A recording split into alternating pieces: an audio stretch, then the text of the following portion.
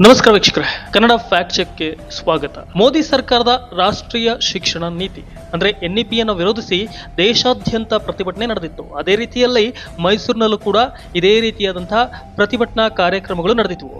ಇನ್ನು ಈ ಕಾರ್ಯಕ್ರಮದಲ್ಲಿ ಭಾಗಿಯಾಗಿದ್ದಂತಹ ಇಂದಿನ ಪಾರ್ಲಿಮೆಂಟ್ ದಾಳಿಯ ರೂವಾರಿ ಮೈಸೂರಿನ ಮನೋರಂಜನ್ ಕೂಡ ಇದೇ SFIನ ಕಾರ್ಯಕರ್ತ. ಈ ಫೋಟೋವನ್ನ ಒಮ್ಮೆ ನೋಡಿಬಿಡಿ ಅಂತ ಹೇಳಿ ನಿನ್ನೆಯಿಂದಲೂ ಕೂಡ ಸಾಮಾಜಿಕ ಜಾಲತಾಣದಲ್ಲಿ ವ್ಯಾಪಕವಾಗಿ ಫೋಟೋವೊಂದನ್ನು ವೈರಲ್ ಮಾಡಲಾಗ್ತಾ ಇದೆ. ಇನ್ನು ಈ ಫೋಟೋ ಕುರಿತು ಮಾಹಿತಿಯನ್ನು ಸಂಗ್ರಹಿಸಲು ಹೊರಟಾಗ ಈ ವೈರಲ್ ಫೋಟೋದ ಕುರಿತು ಮಾಧ್ಯಮಗಳಿಗೆ SFI ರಾಜ್ಯಾಧ್ಯಕ್ಷ ಅಮರೇಶ ಕಡಗದ್ ಮತ್ತು ರಾಜ್ಯ ಕಾರ್ಯದರ್ಶಿ ಭೀಮನಗೌಡ ಅವರು ಕೂಡ ಜಂಟಿ ಹೇಳಿಕೆಯನ್ನ ನೀಡಿದ್ದು, ಮಾಧ್ಯಮಗಳಿಗೆ ಈ ಫೋಟೋವಿನ ಕುರಿತು ಸ್ಪಷ್ಟನೆ ನೀಡಿದ್ದಾರೆ. ಫೋಟೋದಲ್ಲಿ ಇರುವುದು SFI ಮೈಸೂರು ಜಿಲ್ಲಾ ಅಧ್ಯಕ್ಷರಾದಂತಹ ವಿಜಯ್ ಕುಮಾರ್ ಅವರು. ಮನೋರಂಜನ್ ಅಲ್ಲ, ಮನೋರಂಜನ್ಗೂ SFIಗೂ ಯಾವುದೇ ರೀತಿಯಾದಂತಹ ಸಂಬಂಧ ಇಲ್ಲ ಅನ್ನುವಂಥದ್ದನ್ನ ಸ್ಪಷ್ಟಪಡಿಸುತ್ತಾರೆ.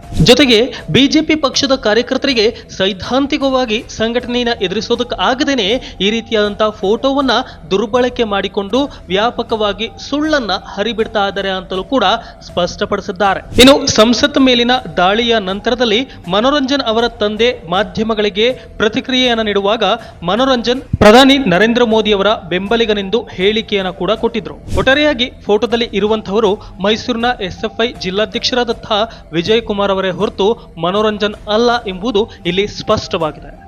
ಕನ್ನಡ ಫ್ಯಾಕ್ಟ್ ಚೆಕ್ ಸುಳ್ಳು ಸುದ್ದಿಗಳನ್ನ ಬಯಲುಗೊಳಿಸುವ ಪ್ರಯತ್ನವಾಗಿದೆ.